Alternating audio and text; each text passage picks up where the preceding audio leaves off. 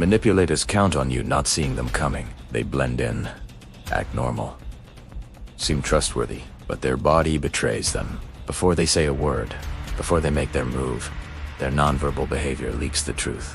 And if you know what to watch for, you can spot a manipulator in the first 10 seconds of meeting them, without them ever knowing you're reading them. Here's exactly what to look for.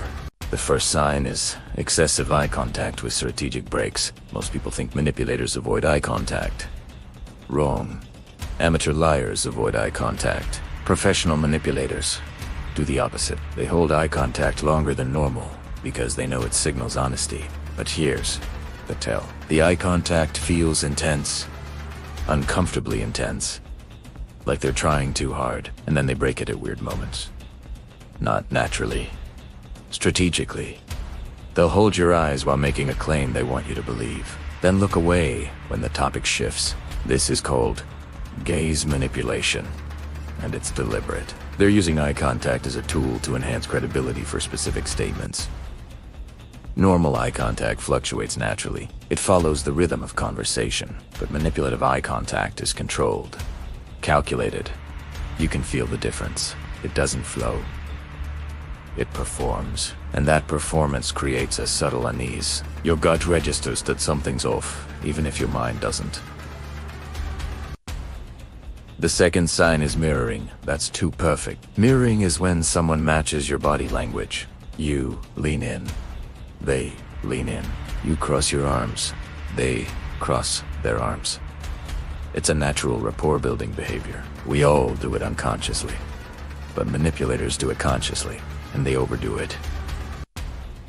The mirroring is too fast. Too precise. Too obvious. Once you notice it, they're manufacturing connection, creating the illusion of similarity and understanding, because people trust people who are like them. So they mirror your posture, your gestures, your speaking pace, even your breathing rhythm if they're skilled. But perfect mirroring feels uncanny, like talking to a reflection. Normal mirroring has a delay. It's subtle, imperfect. You shift 30 seconds later, they shift into a similar position. But manipulative mirroring is almost simultaneous. They're watching you too closely, responding too quickly, and that hyper-attention reveals intention. They're not naturally in sync with you. They're forcing sync. And forced connection is manipulation. Test this. Make a sudden gesture change. Shift your position. See how fast they adjust. If it's instant, you're being mirrored intentionally, and intentional mirroring means calculated interaction.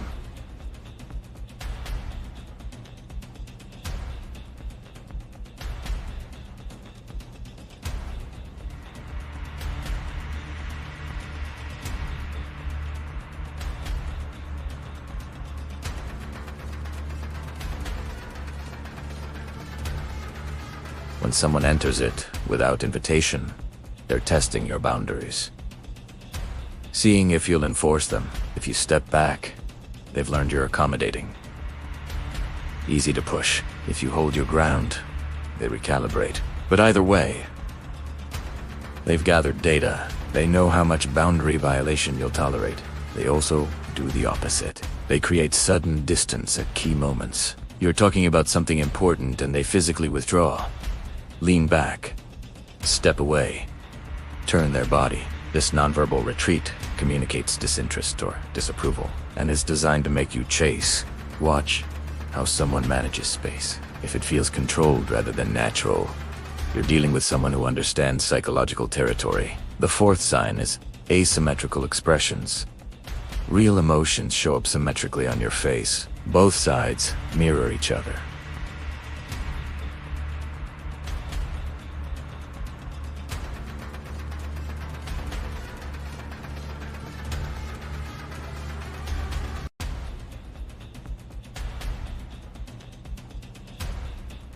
Manipulators fake emotions constantly. Fake concern to gain trust.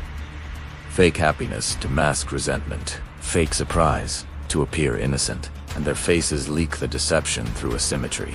This is why trained interrogators and poker players watch faces so carefully. You can spot this too. Watch someone's face when they're expressing emotion. Does it look balanced? Or does one side seem to be working harder? Asymmetry means performance, and performance means manipulation. The person is showing you what they want you to see, not what they actually feel. The fifth sign is stillness during accusation. When most people are falsely accused of something, they react physically. They lean forward. Gesture. Show. Animation. Their body language matches their verbal defense. But manipulators do something different. They go still. Unnaturally still, because they're controlling their response. They know that excessive movement can signal defensiveness or guilt. So they freeze their body language while their words protest innocence. This creates a disconnect. Their mouth says, "I can't believe you'd think that," but their body says nothing. No supporting gestures, no natural indignation, just controlled stillness. And that control is the tell. Because genuine shock and offense produce involuntary physical reactions. You can't help but gesture when you're truly upset. But manipulators can help it. They suppress physical response because they're not actually shocked. They're just performing those emotions verbally, and the body refuses to cooperate with the performance, so it stays neutral. Still. Dead. Watch for this disconnect. If someone's words are highly emotional, but their body is eerily calm, you're watching a performance. Real emotion is messy. It involves the whole body. Fake emotion is isolated. Just words. Just face. The rest stays locked down. The sixth sign is strategic vulnerability display. Manipulators share personal information early, not because they trust you, because they're manufacturing intimacy. They tell you something, supposedly private, a struggle, a fear, a past wound, and it catches you off guard. You just met this person, and they're being so open, so real. Your brain interprets this as trust, and you reflexively want to reciprocate. So you share something personal too. Now, they have leverage. They know something about you. Something they can use later. This is called forced intimacy, and it's a classic manipulation tactic. But you can spot it. Real vulnerability has hesitation. People pause before sharing. They gauge your reaction. They reveal slowly. But manipulative vulnerability is smooth. Is smooth, like they've told this story before. Because it's a tool, not a genuine moment. They share it strategically to extract information from you. Watch for vulnerability that feels rehearsed. For personal stories that come too easily. For emotional displays that seem designed to create connection. Real vulnerability is awkward. Uncertain. It doesn't know if it's welcome. Fake vulnerability knows exactly what it's doing. The seventh sign is they watch reactions more than they participate. Manipulators are observers first. They study. They watch how you react to different stimuli. What makes you light up? What makes you uncomfortable? What triggers defensiveness? They're collecting data constantly, and you can see this if you watch their eyes. In group settings, manipulators don't focus on the speaker. They focus on the audience. They watch faces, gauge reactions, map social dynamics, because understanding the room gives them power. They know who to target, who to avoid, who influences whom. This hyper-observation creates a specific energy. The person seems present but detached, engaged but analytical, like they're participating in the conversation while simultaneously studying it from outside. Normal social interaction is immersive. You're in the moment, reacting naturally. But manipulators maintain distance. Even when they seem involved, they're watching, calculating, planning their next move based on what they observe. You'll notice they ask questions designed to prompt reveals, and they watch closely as you answer.